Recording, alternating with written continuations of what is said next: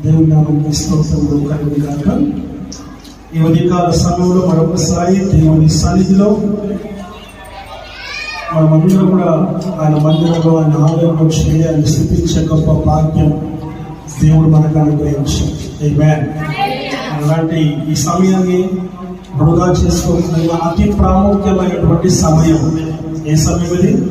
అతి ప్రాముఖ్యమైనటువంటి సమయం. ఈ సమయంలో సద్వినియోగం చేసుకుంటూ దేవుని సన్నిధిలో మనం ముందుకు సాగుదాం.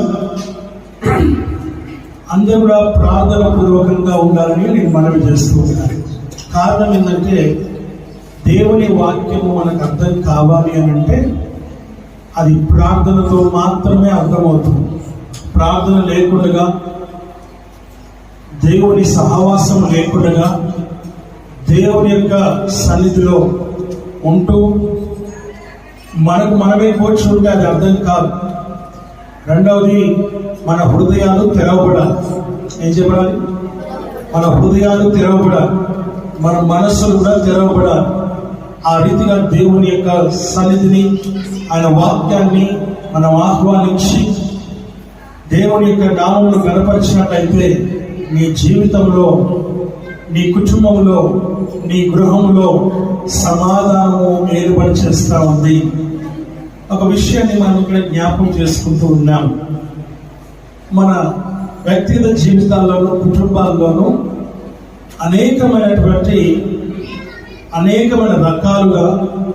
అనేక రకాలుగా నిజంగా మనము ఎదుర్కొంటూ ఉన్నటువంటి సమస్యలు, కష్టాలు, శ్రమలు కదండి, అసమాధానం, నిందలు, అవమానాలు, రకరకాల కోపాలు, రకరకాల ద్వేషాలు, కక్షలు, ఇవన్నీ కూడా మనలో ఏలుబడి చేస్తూ ఉన్నాయి.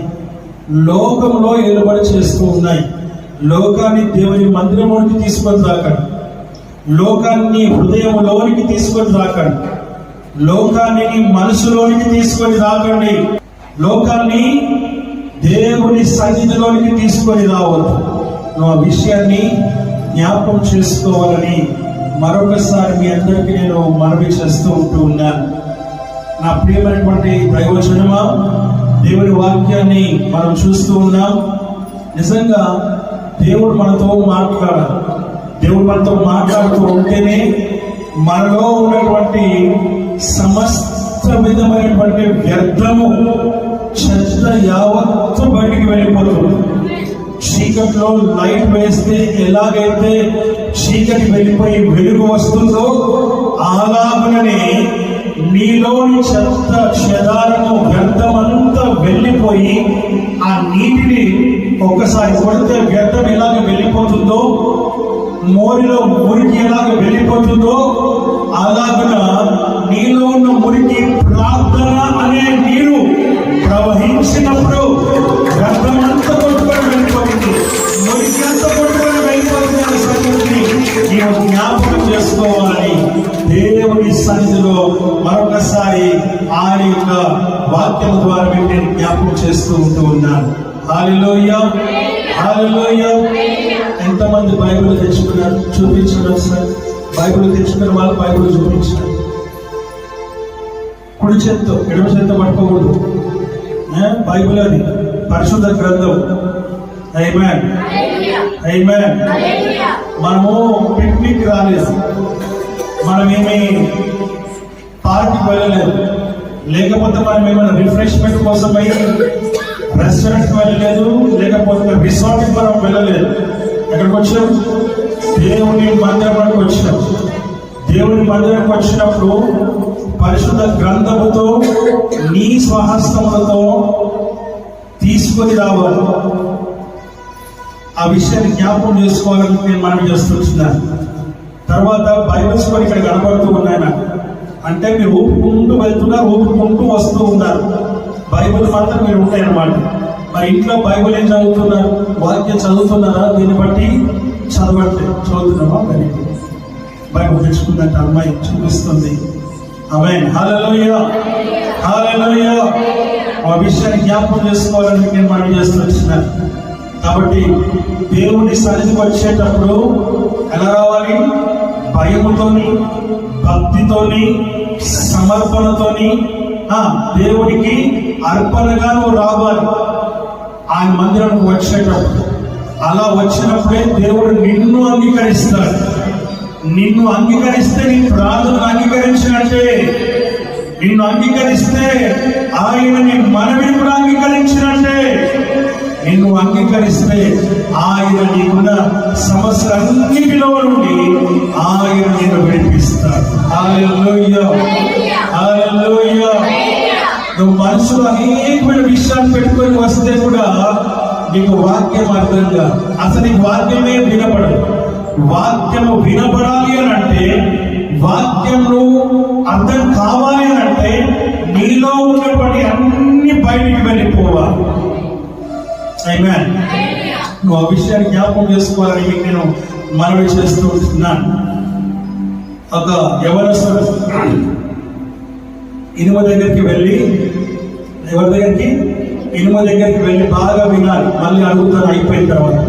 ఇనుమ దగ్గరికి వెళ్ళి ఇనుముతో అన్నాడంట, ఇనుము ఇనుము ఐరన్, నువ్వు ఐరన్, నువ్వు చాలా బలవంతుడు అంటే కదా, నువ్వు చాలా శక్తివంతుడు అంటే కదా అని, నీవే బలవంతుడు అని లోకంలో అనుకుంటూ ఉన్నారు అని ఇనుమును అడిగితే, ఇనుము అన్నది లేదు లేదు, నేను బలవంతుడిని కాదు, నన్ను ఆ బలానంతా కరిగించేదానికి ఒకటి ఉన్నది, అదే ఫైర్, అగ్ని అని చెప్తున్నట్ట.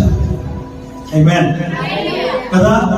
అగ్ని దగ్గరికి వెళ్ళి, అగ్ని, ఫైర్, నువ్వు బలవంతుడు అంట కదా, నువ్వు చాలా శక్తివంతుడు అంట కదా, ఇనుమును సైతం కరగదీస్తావంట కదా, ఎరగదీస్తావంట కదా, ఎలా అంటే అలా బెండ్ చేస్తావంట కదా, ఎలా అంటే అలాగే తిప్పుతావంట కదా, మర్చేస్తావంట కదా, అగ్ని బలాన్ని కూడా ఆమేన్ హల్లెలూయా చేస్తావంట కదా అనేసి అడిగితే ఏం జరిగింది?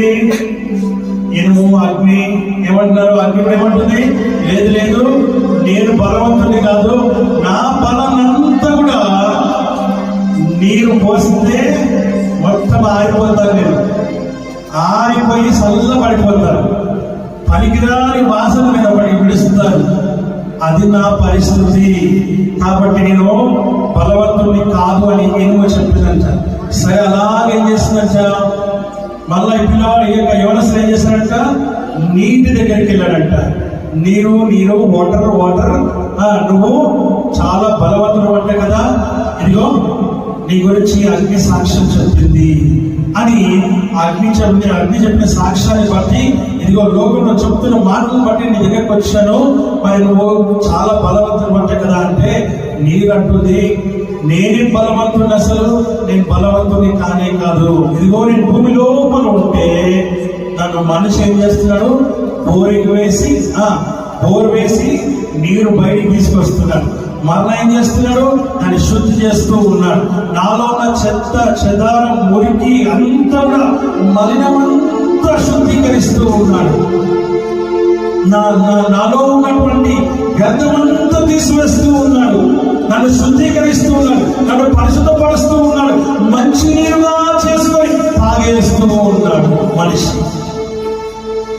అప్పుడు ఆ మనస్తుడు మనిషి దగ్గరికి వెళ్ళాడంట. ఎక్కడికి?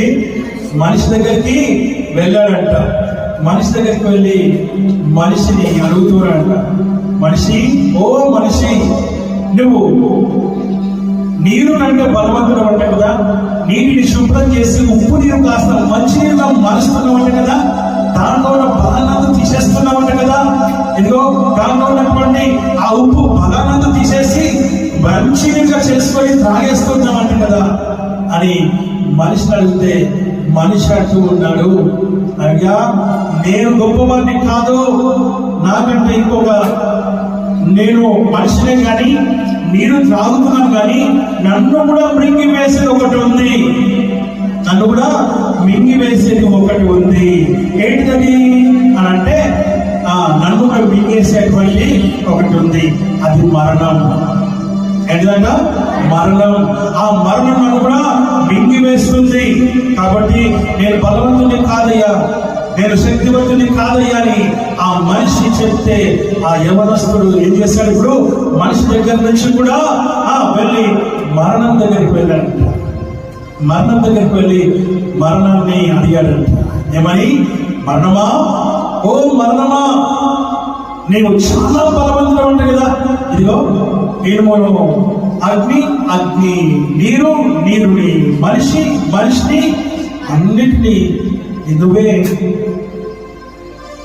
మింగి వేస్తావంట కదా. ఇదిగో నువ్వు చంపేస్తావంట కదా, ప్రాణం తీసేస్తావంట కదా. ఓ మరణమా, నీ బలం, నువ్వు చాలా బలవంతుడు అని నేను విన్నాను. అప్పుడు ఆ మరణం అంటూ ఉంది, వేల సంవత్సరాల నుంచి గర్వంగా చెప్పుకుంది. ఏమని? వేల వేల సంవత్సరాల నుంచి కొన్ని యుగాలు, కొన్ని తరాలు జరిగిపోయాయి. ఆదాం మొదలుకొని ఆయన సైతం నేనే మింగివేశాను. అయితే ఎందుకు అప్పటి నుంచి అప్పటి వరకు అనేక మందిని నేను మరణానికి గురి చేశాను. నేను నిజంగా అనేకులు నేను మింగివేశాను. అనేకులు మరణం యొక్క రుచిని నేను చూపించా. ఎస్, కానీ ఒక ఆయన వచ్చాడు. ఎవరు వచ్చాడు? ఒక ఆయన వచ్చాడు. ఆ ఒక ఆయన నన్ను ఏం చేశాడంటే, ఒకనొక దినం ఆయన కూడా చనిపోయాడు. ఆయన కూడా చనిపోయాడు. చనిపోతే నేను సంబరపడ్డా, సంబరాలు చేసుకున్నా. నేను సెలబ్రేషన్ చేసుకున్నా. ఆయన చనిపోయి 3వ దినాన మరలా లేచి ఏం చేశాడు? 3వ దినాన మరలా లేచాడు ఆయన. హల్లెలూయా, హల్లెలూయా. ఆ లేచి అప్పుడు ఎవరు కుతూహలంతో, ఉత్సాహంతో అడిగాడట, అయ్యా ఆ మరణము ఆయన జయించినటువంటి వారి పేరేంటి? ఎవరైనా నిన్ను కూడా జయించినటువంటి వాడు. ఆది నుంచి అనేక మరణాలు చూసినటువంటి నీవు, అనేక మరణానికి గురి చేసిన నీవు కూడా ఓడించి నీ మరణము మరణముగా చేసి మరణము ముందును విడిచిన ఆ గొప్పవాడు ఎవరయ్యా అంటే ఆయనే యేసు క్రీస్తు ప్రభువు. ఏమంటున్నారు? ఆయనే యేసు క్రీస్తు ప్రభువు. ఇది నీ మధ్యలో ఉంచు. ఈరోజు నా ప్రేమ దేవుని లోకంలో ఎవరికి ఉన్నా, ఏ బలం ఉన్నా, ఏ శక్తి ఉన్నా, ఎలాంటి వారు ఉన్నా, వారి వారి బలాలు వారికి ఉన్నప్పటికీ అందరి బలాన్ని విడదీసిన వారు, అందరి బలాన్ని విడిచేసిన వారు, అందరి బలాన్ని తీసేసిన వారు ఒకే ఒక్కడు, ఆయన యేసు క్రీస్తు ప్రభువు. జ్ఞాపకం చేసుకోవాలని వాక్యం హెచ్చరిక చేస్తా ఉంది. హల్లెలూయా, హల్లెలూయా. ఆ మరణం ఆయన ఎలా జయించాడో తెలుసా? ఆయన సిలువకేసినారు, ఆయన తులనాడినారు, ఆయన అపహాస్యం చేసినారు, ఆయన్ని తృణీకరించినారు. సొంత జనులే ఆయన్ని సిలువకు అప్పగించినారయ్యా. సొంత జనులే, సొంత వారే, సొంత వారే, తన వారే ఆయన్ని సిలువకు అప్పగించినారు. ఆ అప్పగించినటువంటి ఆయన్ని సిలువకేసినప్పుడు ఆ సిలువ పైన ఆయన ఇంకో పని కూడా చేస్తూ ఉన్నాడు. కొన్ని మాటలు మాట్లాడినాడు, 7 మాటలు మాట్లాడినాడు ఆయన. ఆ 7 మాటలు మనుషులను బాగు చేస్తూ ఉంది, మనుషులను ఆదరిస్తాం, మనుషులను సరిచేస్తాం, మనుషులను ఆదరిస్తా ఉంది, మనుషులను స్వస్థపరుస్తా ఉంది అని ఆయన చెప్తున్నాడు. ఆమేన్, హల్లెలూయా, హల్లెలూయా. దేవుని వాక్యం సెలవిస్తున్నటువంటి మాట మనం చూస్తూ ఉన్నాం. ఆ 3వ దినమున ఆయన మరణమును జయించి లేచి భూమి, ఆ దినమున భూమి కంపించిందయ్యా. భూమి గడగడగడ వణికిపోయింది, ఆకాశము వణికిపోయింది, ఆకాశము చీకటిగా మారిపోయింది. ఆ చంద్రుడు ఎర్రగా మారిపోయినాడు. కారణం ఏంటంటే దానికి ఆయన చేసిన పనికి అన్ని కూడా భయపడ్డాయి. నేను కూడా భయపడ్డాను. ఈవెన్ మై సన్, నేను కూడా భయపడ్డాను. అన్ని రోజులు నేను విర్రవీగినటువంటి, నేను అన్ని రోజులు నేను బలవంతులను చెప్పుకున్నటువంటి, అన్ని రోజులు నేను శక్తివంతులు అనుకున్నాను. కానీ నా శక్తి, నా బలము, నా యుక్తి, నాది ఏది కూడా పనికిరాదని, ఏది కూడా నాలో ఉండదని, ఒక కార్యం వల్ల ఇలా జరుగుతుందని నేను అనుకోలేదయ్యా. ఇదిగో కొన్ని తరాల నుంచి, కొన్ని యుగాల నుంచి అందరినీ మరణానికి అప్పగించారు. నడిపించినటువంటి అందరినీ మరణంలోకి నడిపించినటువంటి వాడిని, ఆ యొక్క మరణంలో ద్వారా వాళ్ళందరినీ నశింపచేసినటువంటి నేను ఈ రోజున ఆయన మూడ దినమున లేచిన వెంటనే నాకు భయం కలిగింది. అప్పటి వరకు ధైర్యంగా నాకు భయం కలిగింది. భయం అంటే ఏంటో ఆయన ద్వారా చూస్తాను. భయం అంటే ఏంటో ఆయన ద్వారా నాకు తెలుస్తుంది. భయం అంటే ఎలా ఉంటుందో అప్పుడు నాకు తెలిసింది. ఆ భయాన్ని నేను ఇప్పటి వరకు నేను కోరుకోలేదు. ఆ భయంతో బ్రతుకుతూ ఉన్నాను. ఎక్కడ నాకు ఆయన మరణాన్ని ఇస్తాడు, ఎక్కడ నాకు ఆయన శిక్షణ ఇస్తాడు, ఎక్కడ నాకు ఆయన చెరసాల బంధిస్తాడనే భయంతో తిరుగుతూ ఆందోళనతో నేను బ్రతుకుతూ ఉన్నాను. వచ్చిన this is how happen 2000 years ago. దేవుని వాక్యం సెలవిస్తున్న మాటలు మనం ఇక్కడ చూస్తూ ఉంటూ ఉన్నాం. హల్లెలూయా, హల్లెలూయా. ఆయన అన్నాడు, ఓ మరణమా నీ విజయం ఎక్కడ? ఓ మరణమా నీ ముళ్ళు ఎక్కడ? ఓ మరణమా నీ యొక్క విజయం ఎక్కడ? హల్లెలూయా. ఆయన ఇంకో పని కూడా చేశాడు. ఏంటో తెలుసా? ఇంకో పని కూడా చేస్తాను. నా దగ్గర ఉన్నటువంటి మరణపు యొక్క తాళపు చెవి లాగేసుకున్నారు, తీసేసుకున్నారు. ఇక మీదట ఏ మనుషుని పైన మరణము ఏర్పడి చేయదు. కారణం ఏంటంటే ఆయనే ఇక మన మానవాళి కొరకు మరణించి ఆ మరణముగా చేసి మరణమును ముళ్ళును పిలిచి ఆయన విజయోత్సాహంతో ఆయన తిరిగి లేచినాడు. ఆ తిరిగి లేచిన వాటి యొక్క భయం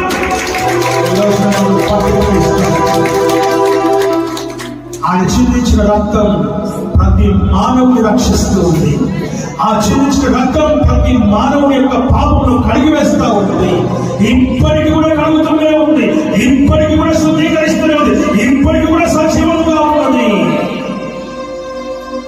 ఎందుకు ఆయన మరణం, ఆయన శరీరం గాయపరచబడిన మనం అనుకుంటున్నాం, కానీ ఆయనే గాయపరుచుకున్నాడు. కారణం ఆ గాయము ద్వారా ప్రతి మానవుని ఆయన స్వస్థపరచడానికి, బాగు చేయడానికి, బలపరచడానికి.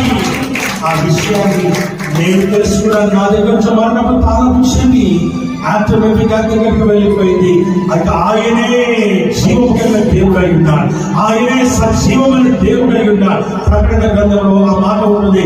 దయచేసి 1వ అధ్యాయం తీసి చదవాలని మనం చేస్తూ ఉంటూ ఉన్నాను. దేవుని వాక్యం సెలవిస్తున్నటువంటి మాటను ఒకసారి చదవాలని నేను మిమ్మల్ని కోరుతూ ఉంటున్నాను. నేను మొదటి వాడును కడపటి వాడు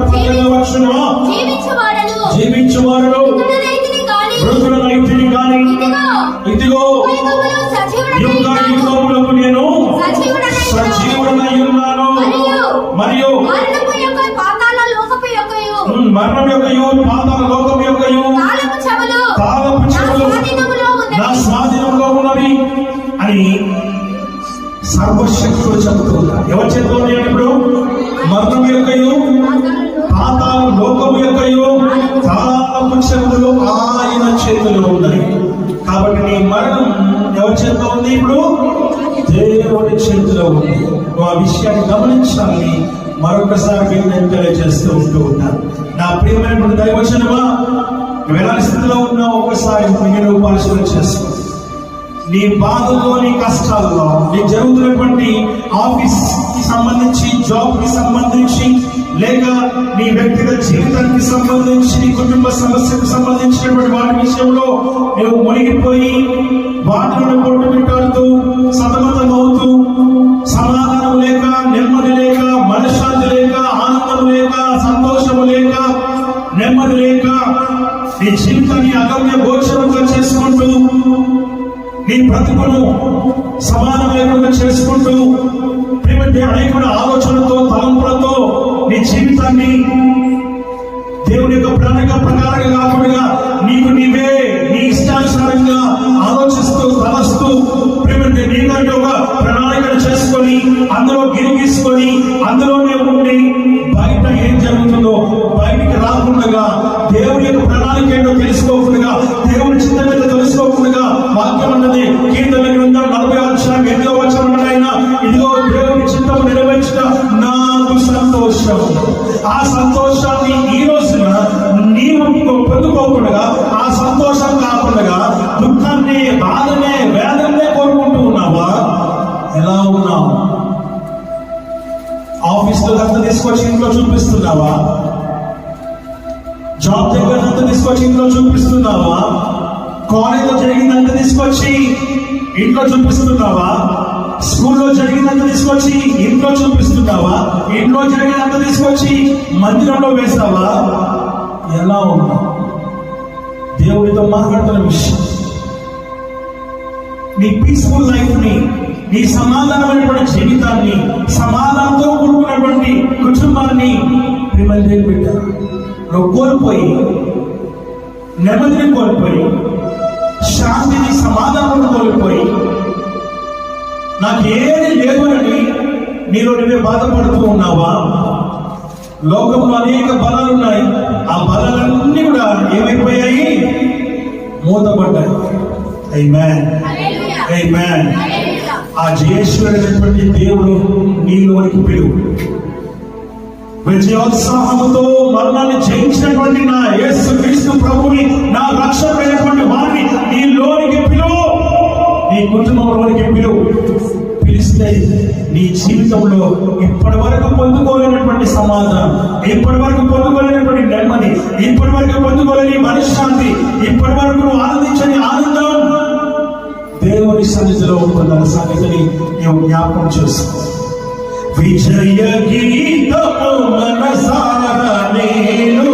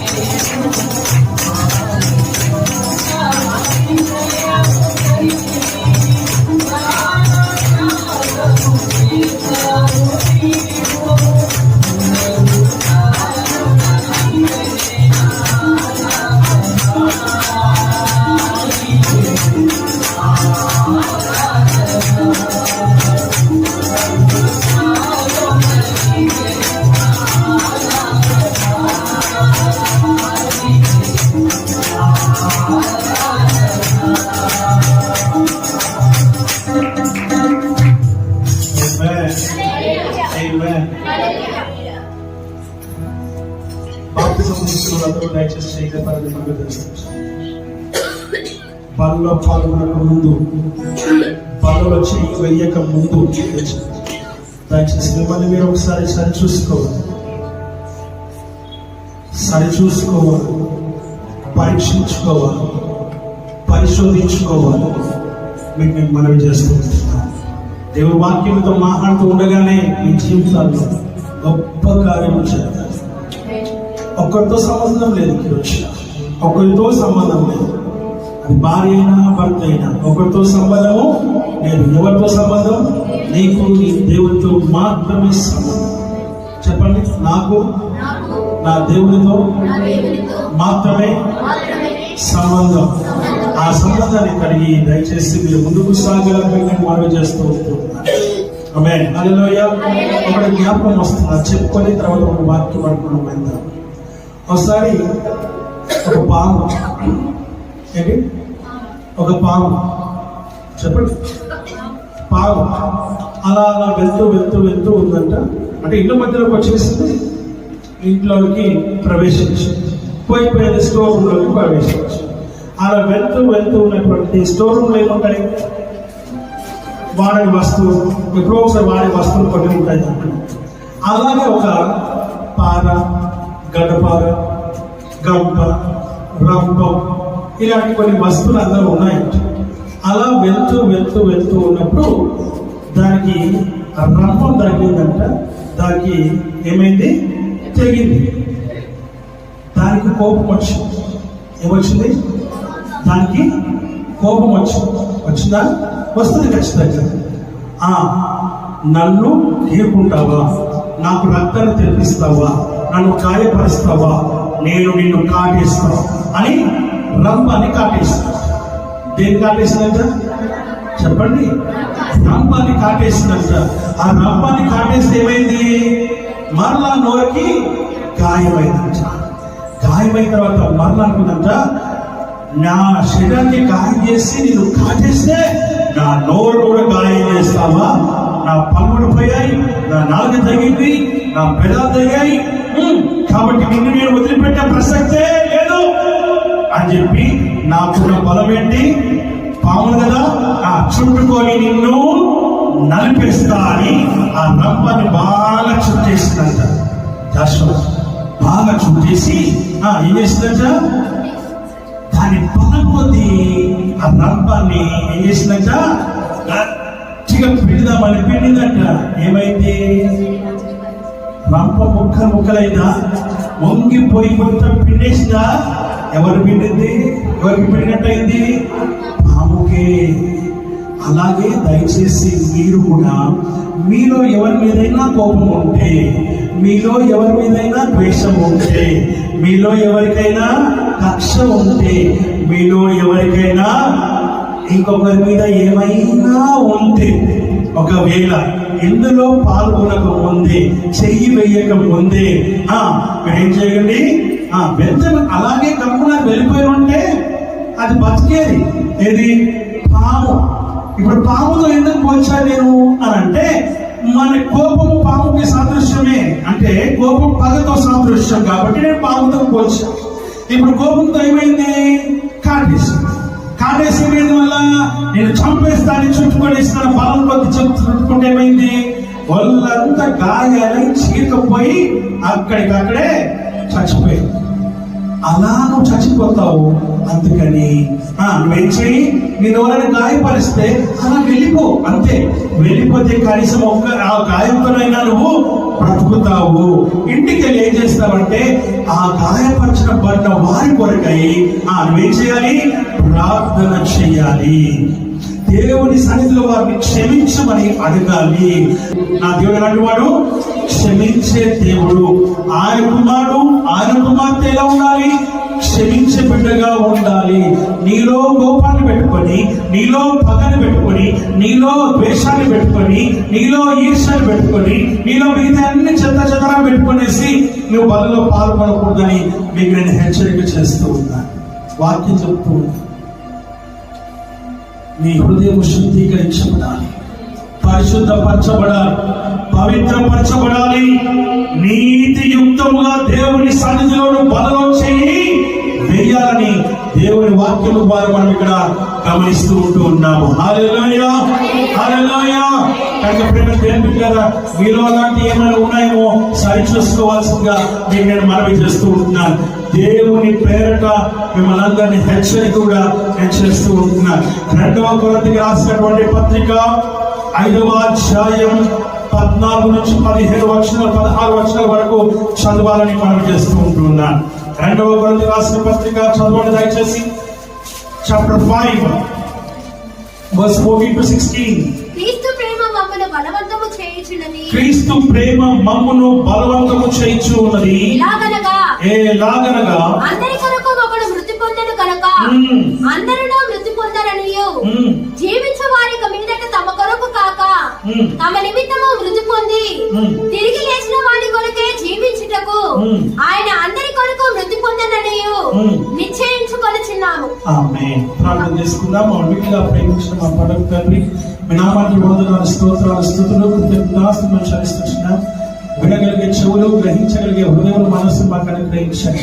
మాలో నిర్లక్ష్యం అలక్ష్యం అది ఉండకుండా లేకుండా రాకుండా సహాయం చేసి మహిమ పొందమని యేసుక్రీస్తు నామములో అడిగి వేడుకొనుచున్నాము తండ్రి. ఆమేన్. హల్లెలూయా. ఇక్కడ వాక్యం సెలవిస్తున్నటువంటి మాట మనం అక్కడ చూస్తున్నాం. ఏంటంటే మొదటిగా 14వ వచనంలో ఒక చక్కటి మాట చెప్తున్నాడు. ఆయన ఏమని చెప్తున్నామా? క్రీస్తు ప్రేమ మమ్మును బలవంతము చేయించు ఉన్నది. ఏం చేయించిందంట? ఈ లోకంలో నీ బలమంతా తీసేస్తే నా బలమంతా నీవేనయ్యా కదా, నా బలమంతా నీవేనయ్యా, బలమంతా నీవేనయ్యా, నా బలమంతా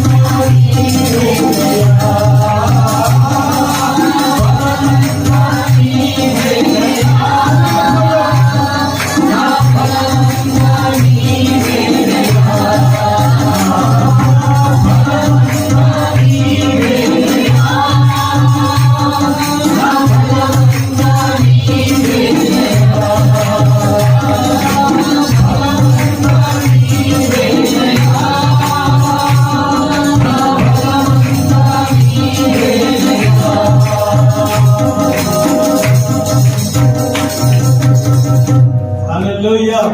నా బలమంతా నీవేనయ్యా. భక్తుడు అంటాడు, దావీదు గారు అంటారు, నా బలమా నేను నిన్ను ప్రేమించుచున్నాను అంటాడు ఆయన. అందుగురించి ఇక్కడ అంటున్నాడు, చదువా, క్రీస్తు ప్రేమ మమ్మును బలవంతము చేయించు ఉన్నది. నీలో ఉన్నటువంటి లోకానుసారమైనటువంటి ఇందాక చెప్పబడిన వినబడినటువంటి అన్ని కూడా వాటి బలమంతా ఎలా వెళ్ళిపోయిందో నీ బలం కూడా వదిలేయాలి. ఎందుకంటే ఆయన ముందర నీ బలం ఎంత. కాబట్టి ఇప్పుడు నీ బలం ఎవరై ఉండాలి? దేవుడే నీ బలమై ఉండాలి. వాక్యం చెప్తుంది, క్రీస్తు ప్రేమ మమ్మును ఏం చేసిందంట? బలవంతం చేస్తుంది, చేస్తూ ఉంది, చేస్తుంది కూడా ఇంకా. కాబట్టి దేవుని ప్రేమ నిన్ను బలవంతం చెయ్యాలి. ఏ ప్రేమ? ఏ ప్రేమ? గట్టిగా ఎవరు? ఏ ప్రేమ చేయాలంట? నీ ప్రేమ తుస్, నీ ప్రేమ నథింగ్, నీ ప్రేమ పనికిరాని, నీ ప్రేమ ఎందుకు కూడా పనికిరాని. అసలు అది ప్రేమనే కాదు. నీ ప్రేమ ఏదైతే ఉందో అది విలువలేనటువంటిది, దానికి ఏమాత్రము కూడా ప్రయోజనం లేనటువంటిది. నీ ప్రేమ ఈ లోకానికి సంబంధించి కేవలం శరీరానికి సంబంధించింది మాత్రమే, అట్రాక్షన్ మాత్రమే. అది తర్వాత కొంచెం కాలానికి సంప్రాక్షన్ అయిపోతుంది. ఆ తర్వాత జరిగేది ఏమీ లేదు. ఆ విషయంలో జ్ఞాపకం చేసుకోవాలని మీకు నేను మనవి చేస్తూ ఉన్నాను. నా ప్రేమైనటువంటి దైవజనమా, దేవునితో సూటిగా మాట్లాడుతూ ఉన్నాడు. ఈ లోకానుసారంగా ప్రేమలో ఏమీ లేదు. ఉన్న ప్రేమల్లో దేవుని ప్రేమ, ఆ దేవుని ప్రేమను కలిగి ఉన్నప్పుడే, నిజమైన దేవుని ప్రేమను కలిగి ఉన్నప్పుడు నీలో నిజమైన ప్రేమ కనబడుతుంది. నీలో దేవుని ప్రేమ ఉంటే అన్నింటినీ క్షమిస్తుంది, అన్నింటినీ తట్టుకుంటుంది, అన్నింటినీ ఓర్చుకుంటుంది. అన్నింటినీ ప్రేమ దేవుని కదా ఏం చేస్తుంది?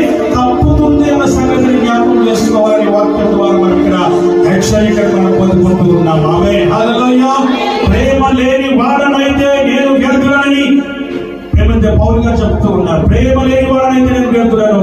నేను భాషలో మాట్లాడవచ్చు,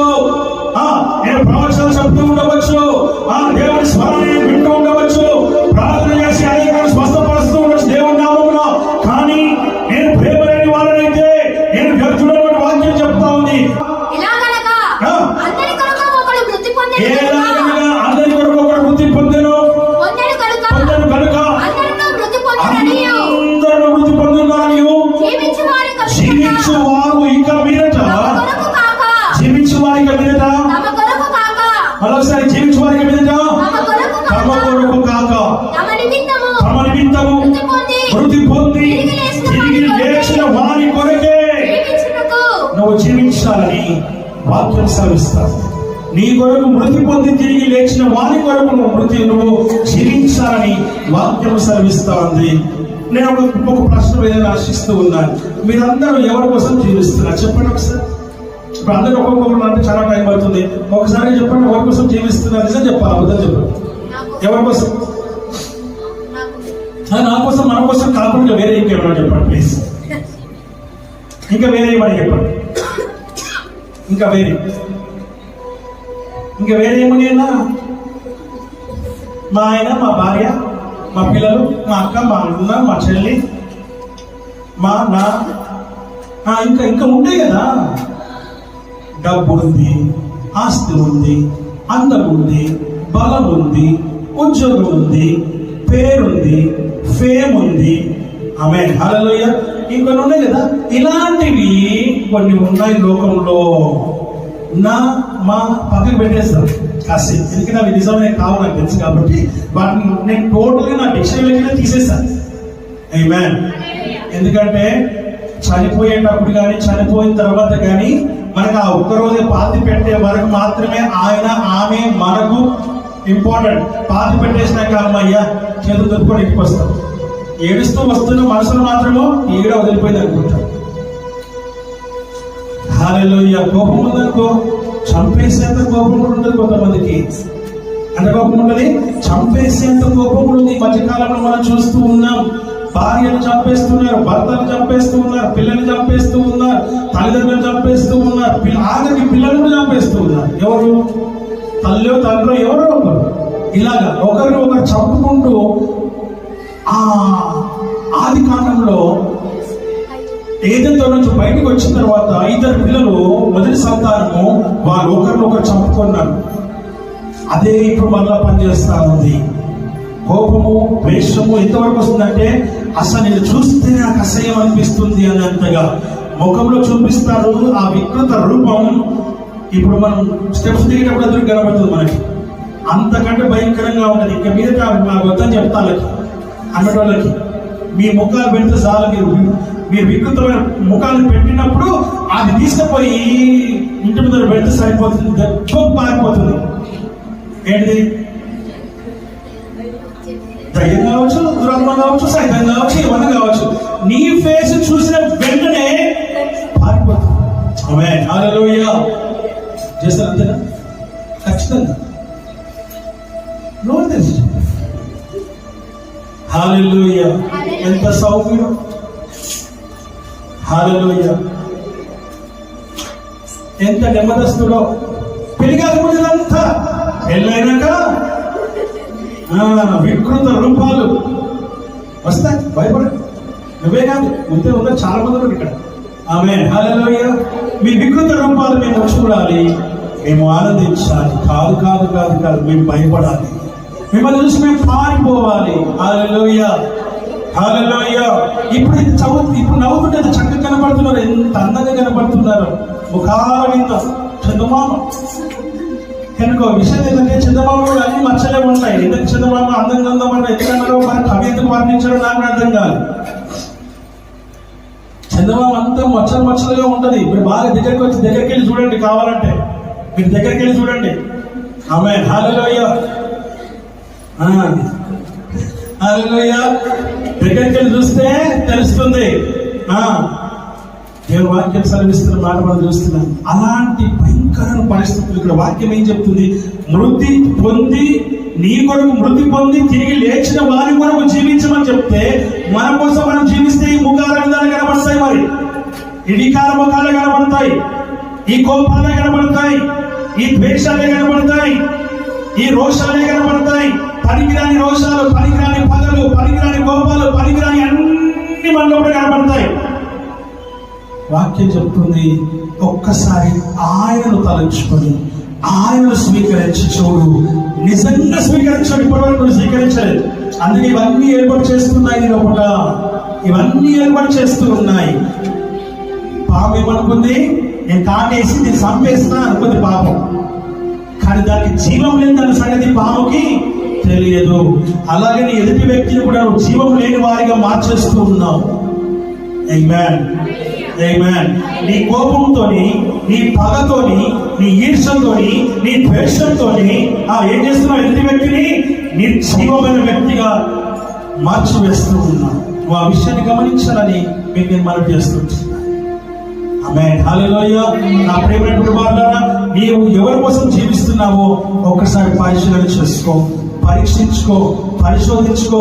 ఒకవేళ మనుషుల కోసం నువ్వు జీవిస్తున్నట్లయితే అందరూ వస్తారు. రిలేషన్స్ అందరూ వస్తారు. రిలేషన్ ఏదైతే రిలేషన్ ఉందో అవి అందరూ వస్తారు. దాంట్లో ఒకవేళ నువ్వు దాంట్లో ఉన్నట్లయితే, వాటిని ప్రేమిస్తున్నట్లయితే, ఆ ప్రేమ నువ్వు కలిగి ఉన్నట్లయితే నీ అంత మూర్ఖుడు ఎవ్వడు కూడా లేవు. నువ్వు ప్రేమించాల్సింది నిన్ను సృష్టించినటువంటి, నీలో దేవుని ఆత్మ పెట్టినటువంటి ఆ సృష్టికర్తను ప్రేమించడం మొదలుపెట్టు. అప్పుడు లోకమంతా ప్రేమగా కనబడుతుంది. ఏం కనబడుతుంది? లోకమంతా ప్రేమమయంగా కనబడుతుంది. ఎదుటి వారు సైతము ప్రేమగా కనబడతారు. హల్లెలూయా. ఆ విషయాన్ని గమనించాలని దేవుని వాక్యము ద్వారా మనం ఇక్కడ గమనిస్తూ ఉంటూ ఉన్నాం. హల్లెలూయా. ఈ జీవితంలో ప్రేమ దేవుడ వాక్యం చెప్తుంది, క్రీస్తు ప్రేమ మమ్మల్ని ఏం చేస్తుంది? బలవంతం చేస్తుంది. నిన్ను బలవంతం చేయాల్సింది ఎవరంట? దేవుని ప్రేమ. ఎవరు? దేవుని ప్రేమ నిన్ను బలవంతం చేయాలి. నేనేం బలవంతం చేస్తుంది? నేనేం బలవంతం చేస్తుంది? నీ బలమంతా తీసి ఏం చేయమంటున్నాయా? పక్కకు పెట్టేసి తీసేసుకో. నీకే బలమైతే ఉందో, నీకే బలమైతే ఉందో బలాన్ని తీసేసేయి. సో కాబట్టి ఆ విషయాన్ని గమనించి దేవుని వాక్యం సెలవిస్తున్నటువంటి మాట మనం ఇక్కడ చూస్తూ ఉంటున్నాం. అడిగిన ప్రేమ దేవుని బిడ్డలారా, క్రీస్తు ప్రేమ నిన్ను బలవంతం చేసే బిడ్డగా ఉండాలి. అలాగే నువ్వు మారాలని వాక్యం ద్వారా మనం ఇక్కడ హెచ్చరికను మనం పొందుకుంటున్నాం. ఇంపార్టెంట్ మాట ఏంటంటే, విలువైన మాట ఏంటంటే, చదువు చదువు చదువు. కావున ఇక మీదట మేము శరీరరీతిగా ఎవరిని మేము ఎరగము. నన్ను చూడాలి. శరీరరీతిగా మేము ఎవరిని ఎరగము. శరీరరీతిగా మేము ఎవరిని ఎరగము. భక్తులు చెప్తున్నాడు, అపోస్తలులు చెప్తూ ఉన్నాడు, సేవకులు చెప్తూ ఉన్నారు, యాజకులు చెప్తూ ఉన్నారు, అపోస్తలులు చెప్తూ ఉన్నారు, సువార్తికులు చెప్తూ ఉన్నారు. దేవుని వాక్యం చెప్తా ఉంది, మేము శరీరరీతిగా ఎవరిని మేము ఎరగము. మేము ఎవరిని ఎరగము. ఎందుకు? చదువు. మేము క్రీస్తును శరీరరీతిగా ఎరిగి ఉండినను ఇక మీదట ఆయనను అలాగే ఎరుగము. చూసారండి, క్రీస్తును కూడా ఇంతకు ముందు మేము శరీరరీతిగా మేము చూస్తాము, కానీ ఆయన మేము శరీరరీతిగా ఎరగము. ఎందుకు ఎరగము శరీరరీతిగా? వై అనంటే ఆయన మనుష్య కుమారుడుగా పుట్టినాడు, శరీరానుసారంగా పుట్టినాడు. శరీరం నిష్ప్రయోజనము, శరీరం నిష్ఫలమవుతుంది కనుక ఆ శరీరం కాదు కావాల్సింది ఆయన లేచిన మహిమ శరీరంతో మేము ఆయన చూసినాం కనుక ఇక వెళ్ళినాము.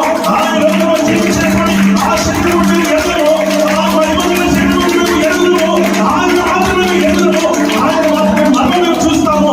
ఆయన మామూలు తిరిగి మనలో వస్తాడు. దేవుడు వాక్యం సెలవిస్తున్న మాట మనం చూస్తున్నాం. ఎంత గొప్ప మాట. ఇక మీద మనం కూడా ఏం చేయాలి? ఇక మీద ఎవరికి మనం శరీరీతిగా మీరు అన్ని మర్చిపోండి. శరీరీతిగా ఉన్నటువంటి బిడ్డలను మర్చిపోయి ఆత్మానుసారమైన బిడ్డలుగా గుర్తించడం మొదలు పెట్టండి. ఆత్మానుసారమైన బిడ్డలుగా మీరు జీవించడం మొదలు పెట్టండి. ఆత్మానుసారంగా ఉన్నటువంటి ఆ జీవితాన్ని మీరు కొనసాగించండి. ఆత్మానుసారమైనటువంటి జీవితాన్ని మీరు కలిగి ఉండాలని దేవుని వాక్యం నేను హెచ్చరిక చేస్తా ఉంది. ఆమేన్. నా ప్రియమైనటువంటి దైవజనమా, ఒకవేళ నువ్వు శరీరీతిగా ఒకవేళ ఆయన ఎన్ని ఉన్నప్పటికీ అది నువ్వు మర్చిపోవాలని వాక్యం చెప్తుంది. ఎందుకంటే ఆయన శరీరంలో లేడు. ఆ శరీరం నిష్ప్రయోజనము. ఆ శరీరం ఎందుకు పనికిరానటువంటి, ఆ శరీరం మృతతుల్యమైనటువంటి, ఆ శరీరం పాతి పెట్టబడినటువంటి, తిరిగి ఆయన పునరుద్ధరణగా మహిమ శరీరముగా ఆయన లేపబడినట్టుగా వాక్యం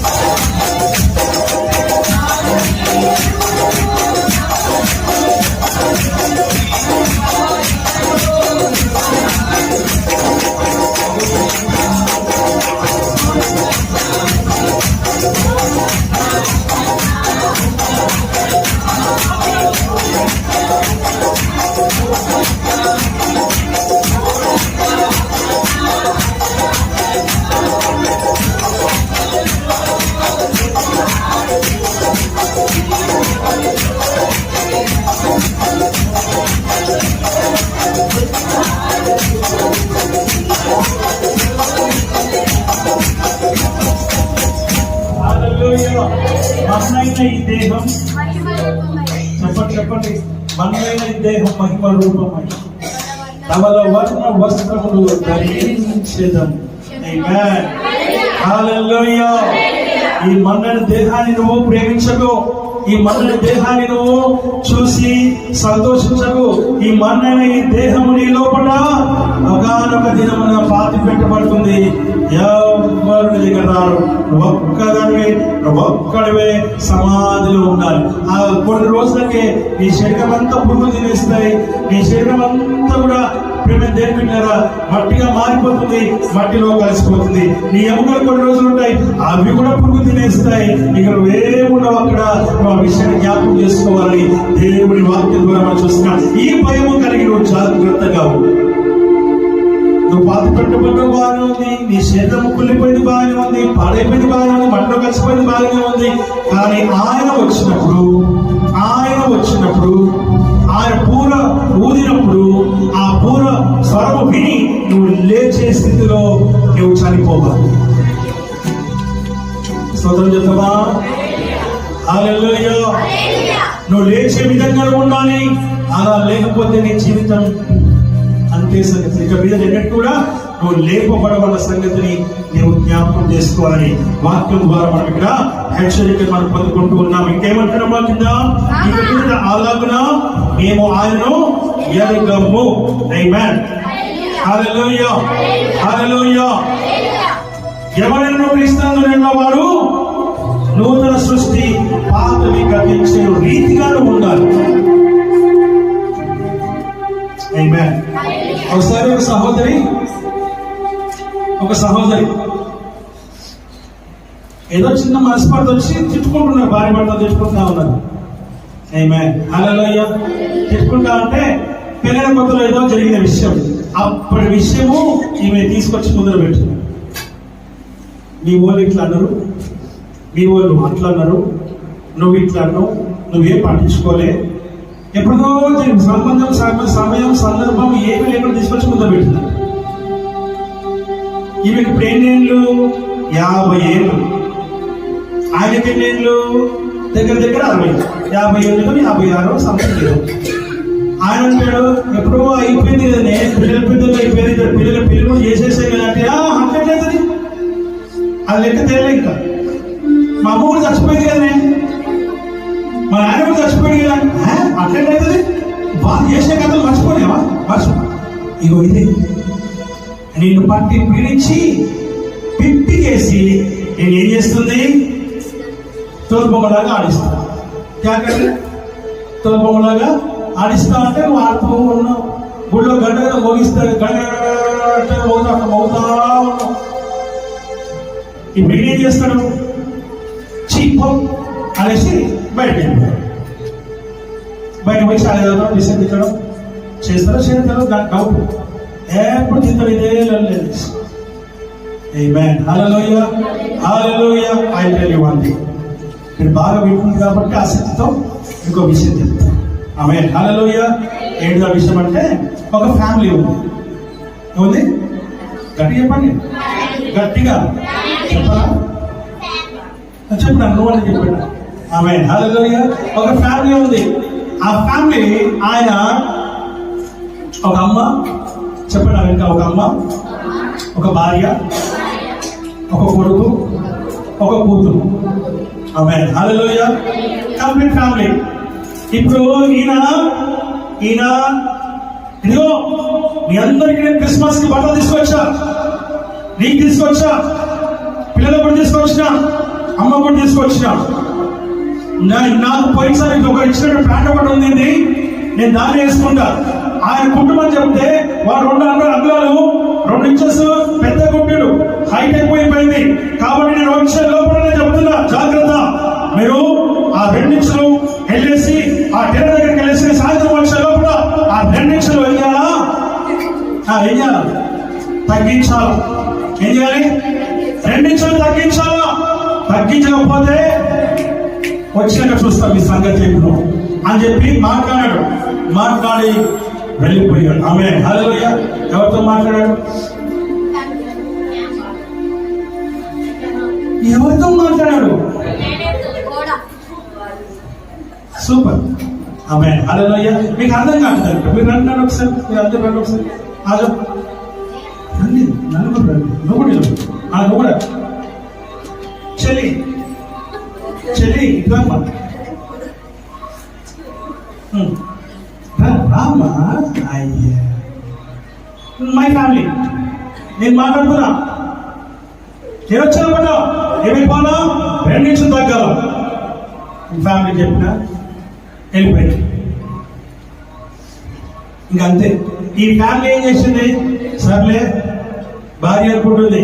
భార్య ఏమనుకుంటుంది అంటే, సర్లే ఈయన ఎట్లాగో మాట్లాడట్లేదు, మాట్లాడకపోయిగా కనీసం మా అందరికి బట్టలు తీసుకొచ్చాడు, దానికోసం ఆయన 2 నిమిషాలు తగ్గించుకొనేసి, నేను పిల్లల దగ్గరికి వెళ్ళేసి తీసుకుపోయి 2 నిమిషాలు తగ్గించుకొని కుడిపించుకొనేసి వస్తా అని చెప్పి ఏం చేసిందంటే భార్య 2 నిమిషాలు తగ్గించి తీసుకెళ్ళి ఏం చేసిందంట, 2 నిమిషాలు అయ్యా హైట్ ఎక్కువ అయిపోయింది, 2 నిమిషాలు తగ్గించుకుంటూ అని చెప్పి భార్య ఏం చేసిందంట, కొట్టిపించి తీసుకొచ్చి పడదా యథావిధిగా పెడతానేమో.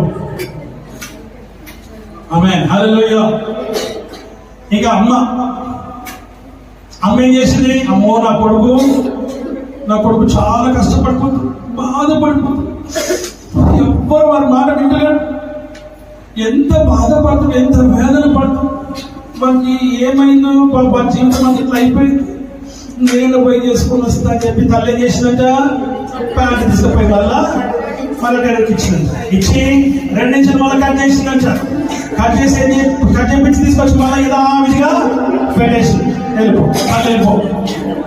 తర్వాత కొడుకు బాగా ఏం చేశాడు, మా నాన్న చెప్పాడు మా అమ్మ ఎట్లాగా పట్టించుకోదు, ఆలయం ఎట్లాగా పట్టించుకోదు, కనీసం నేనైనా మా నాన్నకి 2 నిమిషాలు తగ్గించుకొస్తా అని చెప్పి కొడుకు తీసుకుపోయినట్ట. కొడుకు 2 నిమిషాలు తగ్గించుకొని తీసుకొచ్చాడు. పో. ఇక మిగిలింది కూతురు.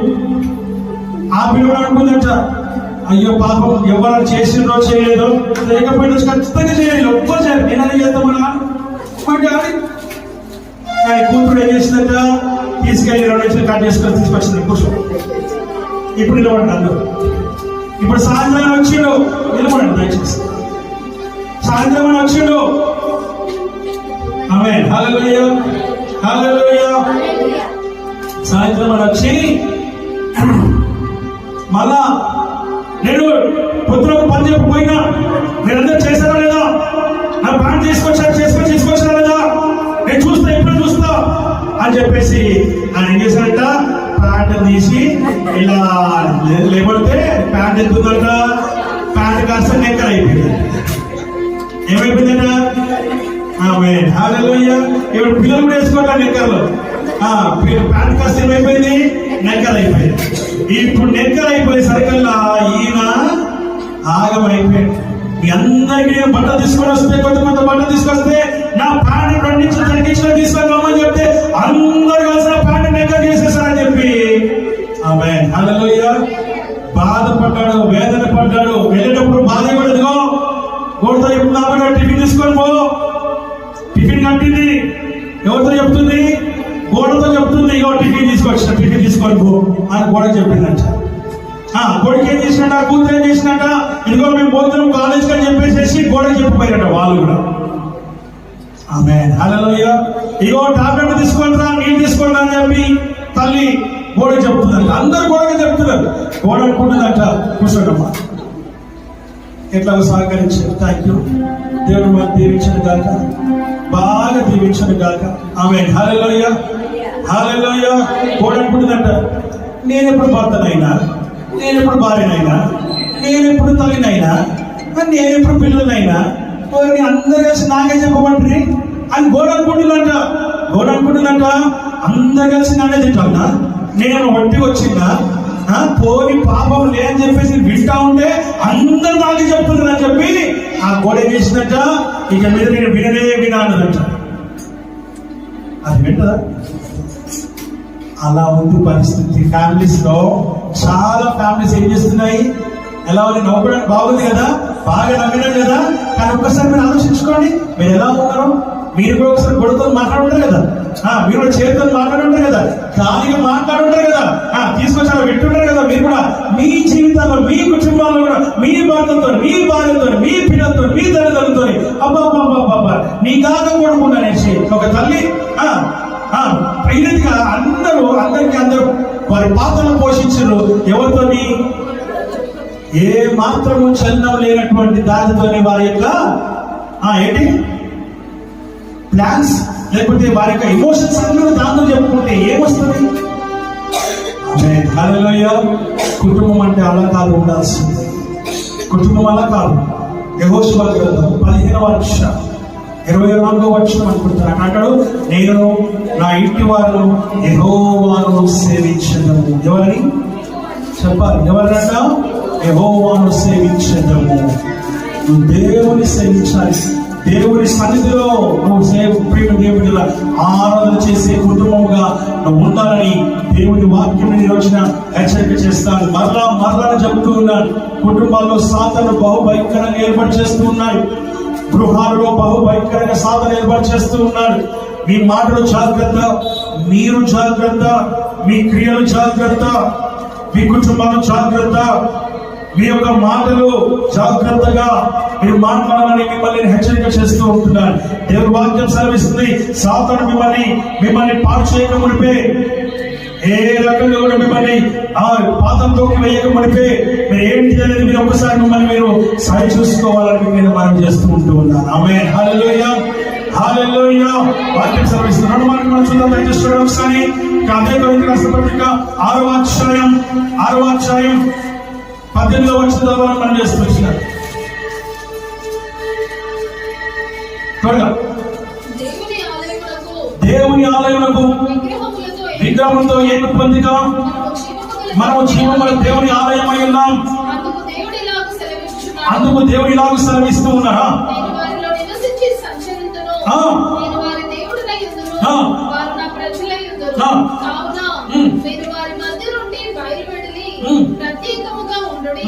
అపవిత్రమైన దానిని ముట్టకూడదని ప్రభువు చెప్పుచున్నాడు. మరియు నేను మిమ్మల్ని చేర్చుకుందును, మీకు తండ్రినై ఉందును, మీరు నాకు కుమారులని ఉందురని సర్వశక్తి గల ప్రభువు చెప్పుచున్నాడు. ఆమేన్. హల్లెలూయా. నేను వారిలో నివసించి సంచరింతును. ఈ మాట జ్ఞాపకం అండర్లైన్ చేసుకో. ఏమంటారు? నేను వారిలో నివసించి సంచరిస్తాను. ఎంత గొప్ప దేవుడు! మనం ఎంత దేవుడి దురస్థలమైనప్పటికీ, ఎంత దూరంగా ఉన్నప్పటికీ, ఎంత వ్యతిరేకంగా ఉన్నప్పటికీ, ఎంత విరోధంగా ఉన్నప్పటికీ నీ దేవుడు నేను ఎప్పుడు ఏం చేస్తున్నాడు? ఆయన ప్రేమని బలవంతం చేస్తూనే ఉంది. కానీ ఆయన ప్రేమను ఏం చేస్తున్నావు? గుర్తించట్లేదు. ఏం చేయట్లేదు? గుర్తించట్లేదు. ఆ విషయాన్ని జ్ఞాపకం చేసుకో. ఒక్కసారైనా నువ్వు దేవుని సంత మోకరించి చూడు. లోకంలో అనేకమైన వాటికి ప్రిఫరెన్స్ ఇస్తూ ఉన్నావు, అనేకమైన వాటికి ప్రాముఖ్యత ఇస్తూ ఉన్నావు, అనేకమైన వాటికి నువ్వు విలువనిస్తున్నావు. కానీ దేవుని సన్నిధికి, దేవుడికి నువ్వు విలువ ఇవ్వట్లేదు అన్న సంగతిని నీవు గ్రహించాలని నీకు నేను మనవి చేస్తూ ఉంటూ ఉన్నాను. హల్లెలూయా. నా ప్రియమైన దైవజనమా, నా ప్రియమైన దేవుని సంగమా, దేవుడితో సూటిగా మాట్లాడుతున్న విషయం డెఫినేషన్ చూడండి ఒకసారి. మనం అసలు యాక్చువల్గా సన్నిధిలో అసలు కూర్చునే యోగ్యత కూడా లేనటువంటి మనకు కుమార్తె తత్వాన్ని దేవుడు మనకి ఇస్తూ, కుమార్తెలుగా దేవుడు మనల్ని ఎంచుతూ ఉన్నట్లుగా వాక్యం ద్వారా మనం ఇక్కడ చూస్తూ ఉంటున్నాం. ఎఫెసీయులకు రాసిన పత్రిక 1వ అధ్యాయం 6వ వచనంలో మనం చూసినప్పుడు ఒక చక్కటి మాట చెప్తున్నాను. ఆయన ఏమని చూద్దాం ఒకసారి. ఎట్లనగా తన ప్రియుని యందు తాను ఉచితంగా మనకు అనుగ్రహించిన కృప మహిమకు కీర్తి కలిగినట్లు దయా సంకల్పము చొప్పున యేసుక్రీస్తు ద్వారా తనకు కుమారులుగా స్వీకరించుటకై మనల్ని ముందుగా తన కోసము నిర్ణయించుకొని మనము తన ఎదుట పరిశుద్ధులమును. ఒక్క నిమిషం. ఇక్కడ వాక్యం ఏం చెప్తుందంటే తన కృప మహిమకు కీర్తి కలుగునట్లు. ఈ మాట అండర్లైన్ చేసుకోండి. తన కృప మహిమకు కీర్తి కలుగునట్లు. ఎందుకంటే తన యొక్క కృప మహిమకు కీర్తి కలుగునట్లు తన చిత్త ప్రకారమైన దయా సంకల్పము చొప్పున యేసు యేసు క్రీస్తు ద్వారా తనకు కుమారులుగా స్వీకరించుటకై. ఎవరికి కుమారులుగా? తండ్రి అయిన దేవునికి కుమారులుగా ఉండడానికై, స్వీకరించుటకై. ప్రియమైన దేవుని బిడ్డలారా, దేవుడు ఏం చేస్తున్నాడు? ముందుగా తన కోసం నిర్ణయించుకున్నట్టుగా చూస్తున్నా. ఈ మాట జ్ఞాపకం చేసుకోవాలి. తన కోసం ముందుగా ఆయన నిర్ణయించుకున్నట్టుగా చూస్తున్నా. ఇందులో చాలా డెప్త్ ఉంది, చాలా లోతైన అర్థం ఉంది. దీంట్లో ఉట్టిగా చదివితే కాదు, వాక్యం సెలవిస్తున్న మాట. అక్షరం అంతా చాలా పెద్దగా ఉందని కాదు ఇక్కడ. అందులో ఉన్నటువంటి తన కొరకు మహిమ కొరకు మనల్ని ముందుగా తన కోసం నిర్ణయించుకొని మనము తన ఎదుట పరిశుద్ధులముగా నిర్దోషంగా ఉండవాలని చూసారా? పరిశుద్ధులంగా నిర్దోషంగా ఉండాలని ఆయన ప్రణాళిక సిద్ధం చేసుకున్నట్టుగా చూస్తున్నా. ఎవరి కోసం అంతా? ఆయన జీవిస్తున్న ఎవరి కోసం? నీ కోసం. ఆయన బ్రతుకుతున్న ఎవరి కోసము? నీ కోసమే. ఆయన లోకంలో తీసుకొచ్చిన ఎవరి కోసము? ఆయన కోసమే. నువ్వు ఎలా ఉండాలని కోరుకుంటున్నా? ఆయన మహిమగా ఉండాలని కోరుకుంటూ ఉన్నాడు. ఆమేన్, ఆమేన్. ఒక మాట, భార్య భర్తకు ఎలా ఉండాలి? భార్య భర్తకు ఎలా ఉండాలి?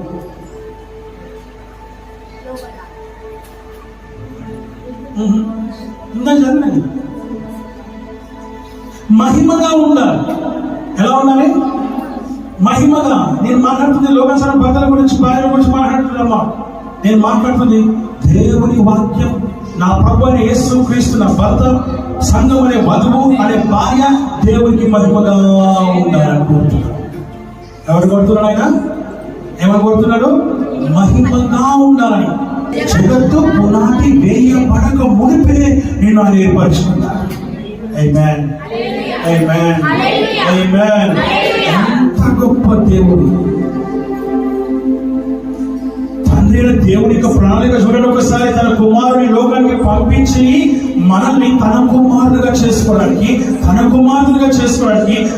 మహిమను తీసుకొచ్చే వారిగా చేసుకోవడానికి, పరిశుద్ధంగా ఉండడానికి, కుమార్తెలుగా ఉండడానికి ఆయన తన కుమారుని లోకానికి పంపించాడంట.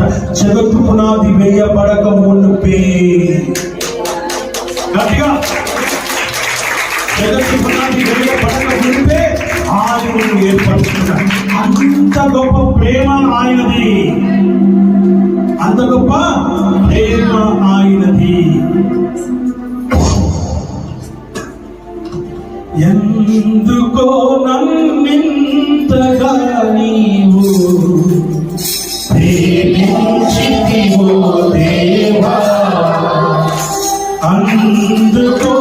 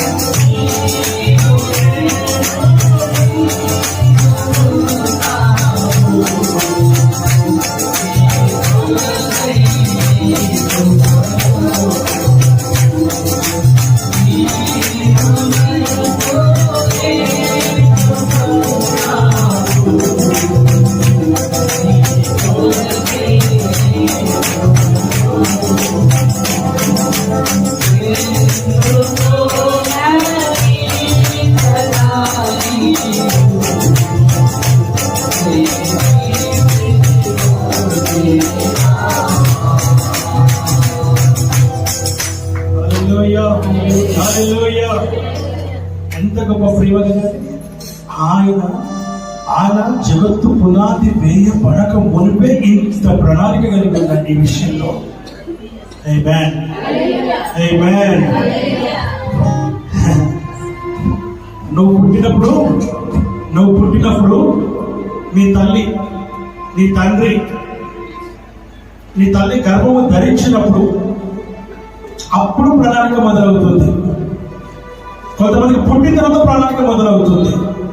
కానీ నా తండ్రి, నా దేవుడు, నా సృష్టికర్త ఏం చేస్తున్నాడు? ఈ లోకం పుట్టక మునిపే నా విషయంలో నాకు ప్రణాళిక కలిగి ఉంటాడు.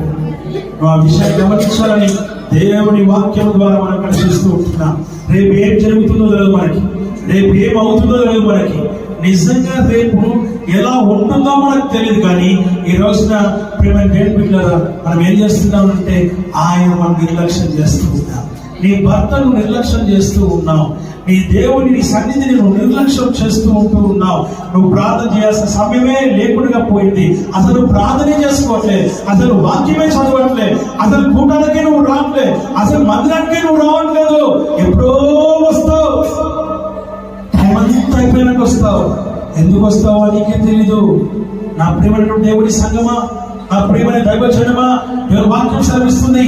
ఈ రోజున ఒక భోజనం దగ్గరికి వెళ్ళినప్పుడు, నీ భోజనం దగ్గరికి వెళ్ళినప్పుడు నువ్వు ఏం చేస్తావు? మొదటిగా అన్ని రకాల అన్ని పెడితేనే నువ్వు ప్లేట్ పెట్టేస్తే ఊరుకుంటావా? ప్లేట్ లేకుండా పెడితే ఊరుకుంటావా? ఏది అన్ని పద్ధతిగా జరగాలి. కానీ ఇక్కడేం జరుగుతుంది?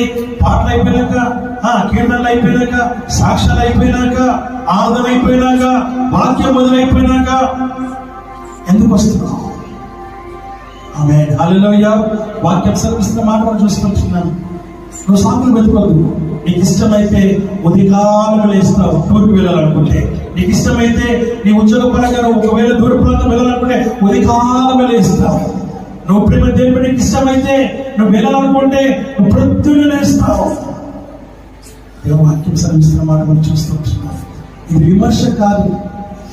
దేవుడు తన వాక్యంతో బాధతో చెబుతున్నటువంటి మాట. నిజంగా నువ్వు ఎలాంటి స్థితిలో ఉన్నావు వచ్చిన, ఎంత నిర్లక్ష్యంగా ఉన్నావు వచ్చిన, ఎంత అలక్ష్యంగా ఉన్నావు వచ్చిన, ఇంట్లో ఉండి కూడా లేదు అని చెప్పుకుంటూ ఉన్నావు వచ్చిన, ఇంట్లో ఉండి కూడా లేరు అని చెప్పుకుంటున్నావు. ఎంత ఘోరమైన విషయం. నన్ను మభ్యపెట్టవచ్చు కానీ నా దేవుని నువ్వు మభ్యపెట్టలేవన్న సంగతి జ్ఞాపకం చేసుకో. ఎందుకు ఈ మాట చెప్తున్నాను తెలుసా? నువ్వు సరి చేసుకుంటావని, నువ్వు సరిదిద్దుకుంటావని, నువ్వు బాగు చేసుకుంటావని, ఆయన బలలో నువ్వు చేయి వేయాలి కనుక అయోగ్యముగా నువ్వు బలలో చేయి వేయకూడదని వాక్యంతో మాట్లాడుతుంది. నా ప్రియ కుమారుడా, నా ప్రియ కుమార్తె, దేవుడిని ఇంతగా ప్రేమిస్తున్నాడు తెలుసా? నీ తల్లిదండ్రులు అంత ప్రేమించకపోవచ్చు, నీ వారిని అంత ప్రేమించకపోవచ్చు. ఈ లోకంలో ఎవరైనా ఎంతవరకు ప్రేమిస్తారో తెలుసా? ఇంకో చిన్న విషయం చెప్తారు. మన దగ్గర డబ్బు ఉన్నంత వరకే మనల్ని ప్రేమిస్తాడు. డబ్బు లేకపోతే ఎవరు నిన్ను ప్రేమించాడు. ఆ విషయాన్ని జ్ఞాపకం చేస్తాడు. ఆమేన్, ఆమేన్. దేవుని సన్నిధిని నిర్లక్ష్యము చేసేటువంటి ఆ జీవితం నుంచి విడుదల పొందమని వాక్యం ఈరోజు నిన్ను హెచ్చరిక చేస్తా ఉంది. హల్లెలూయా, హల్లెలూయా. ఒక యవనస్తుడు ఒక ఏటి గుండా లేక ఒక చెరువు గుండా అలా ప్రయాణమై వెళ్తూ ఉన్నాడు. ఒక యవనస్తుడు జాగ్రత్తగా వినాలి, అయిపోయినాక అడుగుతారు. ఒక యవనస్తుడు ఏం చేస్తున్నాడంట, ఆ ఏటి గుండా ఏం చేస్తున్నాడు, ఆ దారి గుండా వెళ్తూ ఉన్నాడంట. ఆ వెళ్తూ ఉంటే ఆయనకి కొన్ని రాళ్ళు కనబడ్డాయి, కుప్పం. ఆ రాళ్ళు కనబడితే అవి తెల్లగా మెరుస్తూ ఉన్నాయంట. ఆ రాళ్ళని ఏం చేసినట్టు తీసుకున్నాడు. అవి తీసుకుంటే అవి బాగా బాగున్నాయి అనేసి ఏం చేసినట్ట, ఎందుకో ఇట్లా ఎగిరేసినట్టు, ఎగిరేస్తే అది అలా మెరుస్తూ ఉందంట ఒకలాగా. ఆయన చేసినట్టు నీటి పైన ఇలా కొట్టడం. మనకు అలవాటు కదా నీటి పైన కొట్టడం, చెరువు దగ్గరికి వెళ్తే కొడతాం కదా, మీకు అలవాటు ఉంది లేదు? ఆమేన్, హల్లెలూయా. మీరు మంచోళ్ళు. అలా కొట్టాడట ఈ అబ్బాయి. కొడితే అలా అలా అలా అలా రోల్ అవుతూ కొన్ని కలర్స్ ఇస్తూ పోయిందట. ఈ అబ్బాయికి ఇంకా నచ్చింది, ఇంకా ఒకటి కొట్టాడంట. అలా కొట్టుకుంటూ వెళ్తూ ఉన్నాడంట. వెళ్తూ ఉంటే ఒక ఏమైంది, ఒక ముసలాయన చూసి, బాబు ఏంటి ఉత్సాహంగా ఉన్నావు, ఏంటి సంతోషంగా ఉన్నావు, చాలా బాగా అని ఏదో మాట్లాడుతున్నాడంట. అప్పుడు ఆయన, తాత ఏం లేదు, ఇదిగో ఈ రాయి అలా ఇస్తుంటే ఎన్ని కలర్స్ వస్తుంది, లైట్ వస్తే చూద్దురా, నీ కూడా చూపిస్తా అనేసి ఆ తాత పిలిచాడట. పిలిచి రాయి తీసుకొని వేసి అలా కొట్టాడంట. కొట్టేసరికి అలా అది మెరుస్తూ ఉండడం వల్ల ఆయన అన్నట, ఒకసారి ఒక రాయి చూపించడానికి అన్నాడంట. అయ్యో రెండే ఉన్నాయి అనుకో, ఒక నువ్వు ఒక నేను కొడతా అన్నమాట. అయితే ఒకసారి అన్నాడంట, రాయి చూసి అదే నేను చాలా విలువైన రాయిగా కనబడుతుంది అన్నమాట. అంటే ఏం తాత అన్నమాట, చదువుకున్నావు, ఆ మాత్రం తెలియదురా నీకు, పట్టణంలో కాలేజ్ చేస్తున్నావు అనేసి ఆ పిల్లలు తీసుకొని, ఆ యవనస్తుని తీసుకొనేసి ఏం చేశాడంట, వజ్రాలు అమ్మేవారి దగ్గర తీసుకెళ్ళాడట. అయ్యా ఇది మాకు దొరికింది, ఎందుకో దీని విలువేంతో చెప్పు అని అడిగాడట. ఇది ఏంటో చెప్పు అనేసి ఆయన్ని అడిగాడంట. అడిగితే ఆయన ఏం చేశాడు, కంటికి అది పెట్టుకునేసి ఎలా తిప్పుతూ ఉంటే, బాబు ఇది నీకు ఎక్కడ దొరికింది అని అంటే, పలానా దగ్గర దొరికింది అని అంటే, సరే కానీ దీనికి నేను 1,00,000 ఇస్తా, అంతకంటే ఎక్కువ ఇక నేను ఎవరనంట, దీనికి 1,00,000 ఇస్తా, అంతకంటే నేను ఎక్కువ వేయను. ఈ పిల్లోడు ఆశ్చర్యం వేసి ఏడవడం మొదలుపెట్టాడంట. అని ఏడుస్తూ ఉందంట. కానీ నేను ఆడుతూ ఉన్నాడు, వాకు ఇదేందుకు ఏడుస్తుందని చెప్పి, సరే పోలే 3,00,000 తీసుకోవాలన్నట్ట. వీడు ఇంకా ఏడవడం మొదలుపెట్టాడంట. ఎందుకు ఏడవడం మొదలుపెట్టాడంటే, వీడు ఆ రాయి విలువ తెలియక ఎన్ని వేసేసాడో ఆ చెరువులో. ఇప్పుడు మనం ఏడుస్తామంటే మీరు అనుకుంటున్నాంట, వజ్రాలకు వ్యాపారం అనుకుంటున్నాంట, అరే మీరు ఎందుకు ఏడుస్తున్నావు, దేనికి ఏడుస్తున్నావు, ఓహో మీకు తెలిసే ఉండదు, అది అన్నాడు. 5,00,000 తీసేసుకోవాలి, ఎందుకంటే నేను ఎక్కువ వేయలేను అని మాట్లాడాడు. అప్పుడు మీరు ఏడుస్తున్న కారణం ఏంటో తెలుసా, అయ్యో నేను ఎన్ని రాళ్ళని నేను వృధాగా నేను చెరువులో కొట్టేశాను, ఎంత వృధా చేసేసాను నేను అని చెప్పి వీడు ఏడుస్తున్నాడు. వీడి ఏడుపుకి వీడికి అర్థం కాక 2,00,000 నుంచి 3,00,000 నుంచి 5,00,000 పెంచేశాడంట. ఈ రోజున నీ జీవితం విలువ కూడా అదే. ఈ రోజు నువ్వు సమయాన్ని వృధా చేస్తున్నావు కదా, ఎంత సమయం వృధా చేస్తున్నావు నీకు అర్థమవుతుందా? ఎలాంటి జీవితం జీవిస్తున్నావు నీకు అర్థమవుతుందా? వన్స్ బ్లాక్ ఆ రౌండ్ అప్ అయిన తర్వాత మరణ వెనక్కి రమ్మంటే అది రాదు. ఒకవేళ తిప్పొచ్చు, అది ఆగిపోవచ్చు, కానీ టైం మాత్రము ఆగదు.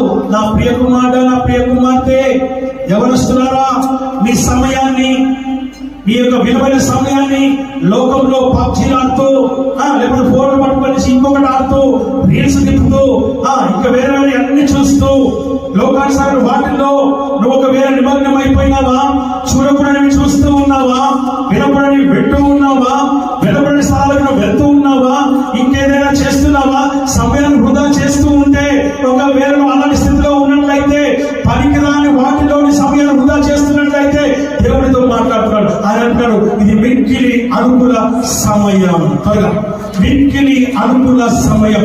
ఇది అనుకూలమైన సమయంలో నువ్వు దేవుని సన్నిధిలో ఉండాల్సిన జీవితం ఏం చేస్తున్నావు, ఎక్కడ వృధా చేస్తున్నావు, ఎక్కడ నీ సమయాన్ని పాడు చేసుకుంటూ ఉన్నావు, ఎక్కడ ఏ సన్నిధిలో పాలు చేసుకుంటూ ఉన్నాం. దేవుని వాక్యం సెలవిస్తున్న మాట మనం ఇక్కడ చూస్తూ ఉంటున్నాం. అన్నిటికీ సమయం ఉంది, అన్నిటికీ సమయం ఉంది. దేవుడి సన్నిధికి మాత్రం సమయం లేకుండా ఉంటుందేమో. చాలా జాగ్రత్తగా నువ్వు చూసుకోవాలని దేవుని వాక్యం ద్వారా మనం ఇక్కడ గమనిస్తూ ఉంటూ ఉన్నాం. హల్లెలూయా, హల్లెలూయా. కలిగిన ప్రేమ దేవుని వాక్యం సెలవిస్తున్నటువంటి మాటలు మనం ఇక్కడ చూస్తూ ఉంటున్నాం. నీ జీవితంలో నీ పరిస్థితి ఏంటో ఒక్కసారి పరిశీలన చేసుకోవాలని మీకు నేను మనవి చేస్తున్నా. ఇదే మిక్కిలి అనుకూల సమయం. ఆ యొక్క తెలియక ఏం చేస్తున్నాడు పిల్లడు? ఎవరు ఏం చేశాడు? రాళ్ళన్నీ పారేశాడు.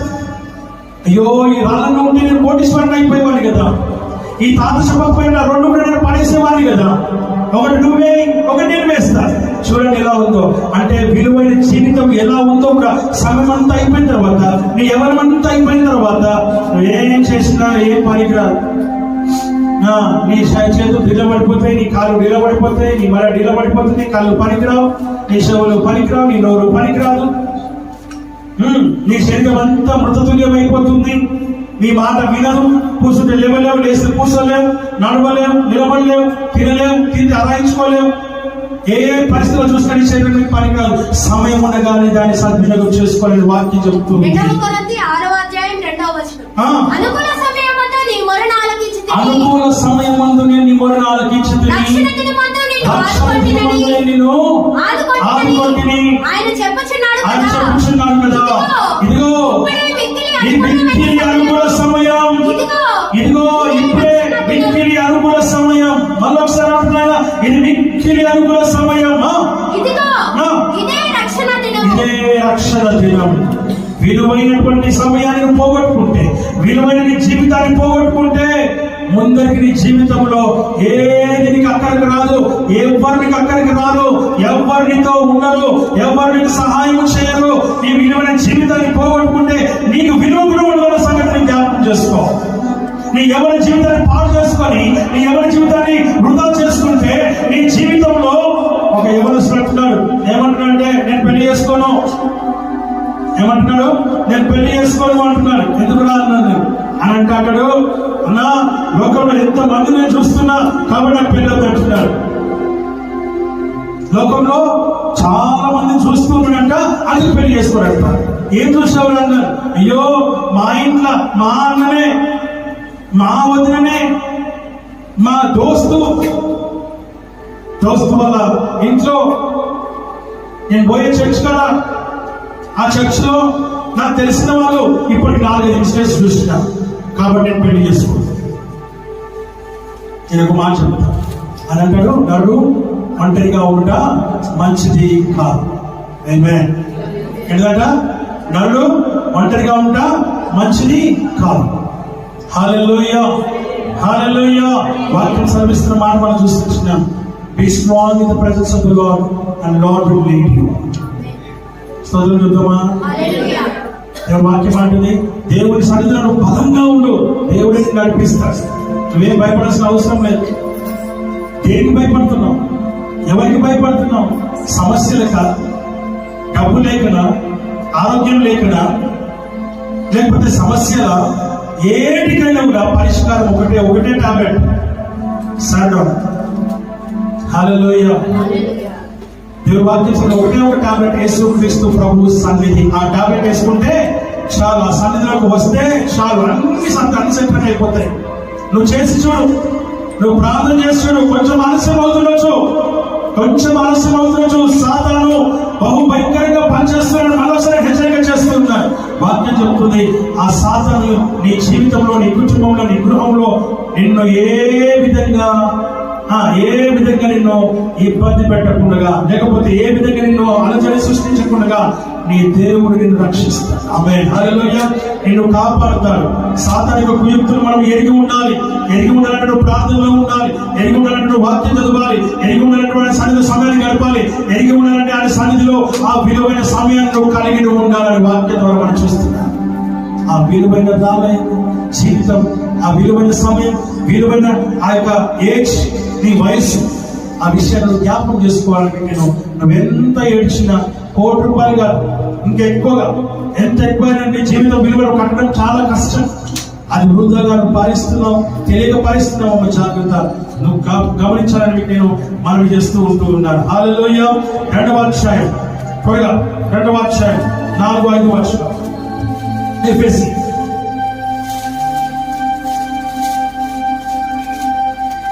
అయినను దేవుడు కరుణా సంపన్నుడై ఉండి మన అపరాధముల చేత చచ్చిన వారమై ఉండినప్పుడు సైతము మన ఎడల చూపిన తన మహాప్రేమ చేత మనలను క్రీస్తుతో కూడా ఏం చేశారంట?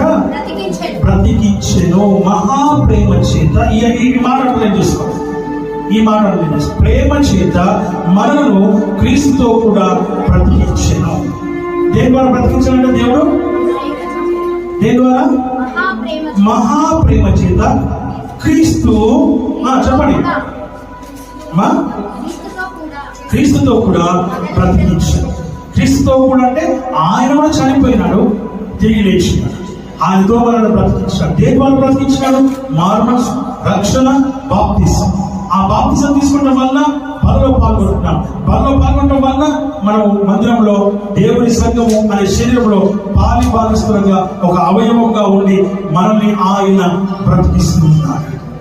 ఈ బ్రతుకు ముఖ్యం మనకి. ఏ బ్రతుకు ముఖ్యం చెప్పండి? ఏ బ్రతుకు కావాలి మనకి? ఆయనతో కూడుకున్నటువంటి బ్రతుకు మనకు కావాలి. ఏ బ్రతుకు కావాలి?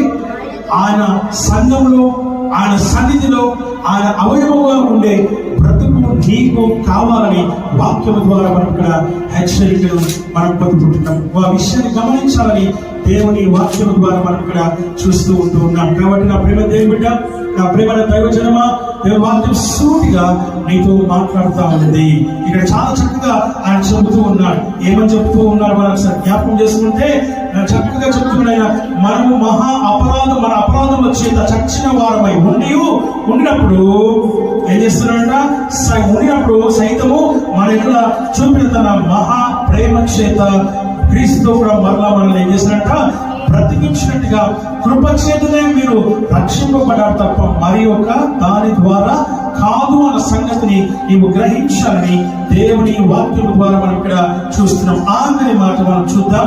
21వ వచనం దయచేసి. ప్రతి కట్టడము ఆయనలో చక్కగా అమర్చబడి ప్రభువునందు పరిశుద్ధమైన దేవాలయముగా అగుటకు. ఆమేన్. హల్లెలూయా. హల్లెలూయా. ప్రతి కట్టడము ఆయనలో చక్కగా అమర్చబడి. ఈ మాట అర్థం చేస్తున్నా. అమర్చబడి, చక్కగా ఆయనలో చక్కగా అమర్చబడి ప్రభువునందు పరిశుద్ధమైన దేవాలయము అగుటకు.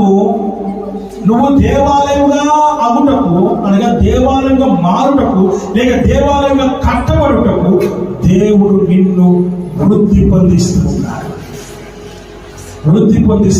ఈ లోకంలో దేవుడు నిన్ను వృద్ధి పొందించగల కారణం ఏంటంటే ఆయన పరిశుద్ధ ఆలయము అవ్వడానికి దేవుడిని వృద్ధి పొందిస్తున్నాడు. ఇంకా దేనుకో అనేవు అనుకునేవా? ఇంకా మరి దేనుకో కాదు.